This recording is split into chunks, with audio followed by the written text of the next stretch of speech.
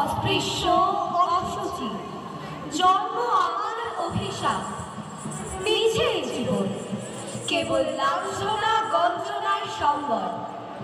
তবু এ জীবনে নবপ্রভাতের আলোর মতো কেমন করে এসেছিল আনন্দ। বুদ্ধাং শরণং গচ্ছামি বলে শুনিয়েছিল মানবতার বাণী, বুঝিয়েছিল আমি দাসী নই, নই আমি চণ্ডালী। শুধু একটি গণ্ডূষ জল, শুধু একটি গণ্ডূষ জল আমার জন্ম জন্মান্তরের কালি ধুয়ে দিল। শুধু একটি গণ্ডূষ জল।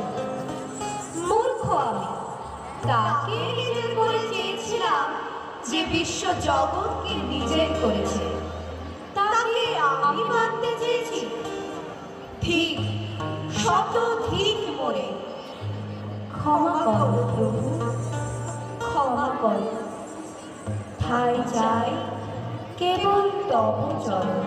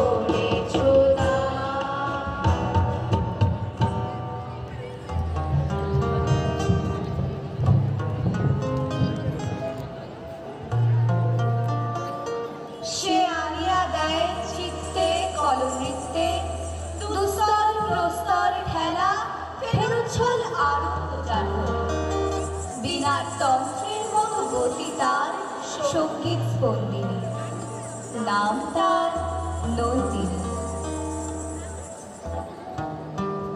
চক্রপুরীর বদ্ধ গুহায় সে এক টুকরো আলো, হাসির ছলে জীবন বিনায় খোঁজায় যত কাল।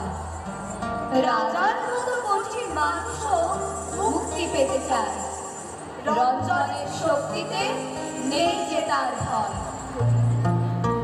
বিশুপাগল আমায় বলে দুঃখ জানায়, আর আছেন অধ্যাপক।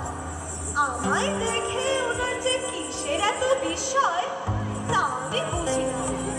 উনি বলেন সকালে ফুলের বনে যে আলো আসে তাতে নাকি বিস্ময়, কিন্তু পাকা দেওয়ালের ফাটল দিয়ে যে আলো আসে সে অন্য কথা। আমাদের এই চক্ষুপুরীতে আমি নাকি সেই আচমকা। আমি তো হেসেই বলি,